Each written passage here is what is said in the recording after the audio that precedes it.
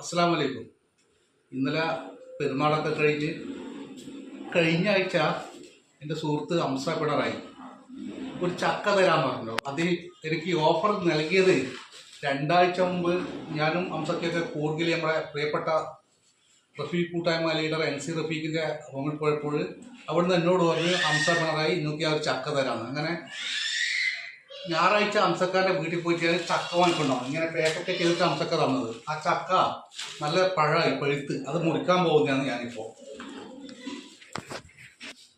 അപ്പോൾ നമ്മൾ ചക്ക മുറിക്കാൻ പോകുന്നത് ഹംസക്ക തന്ന ബെരിക്ക ചക്ക.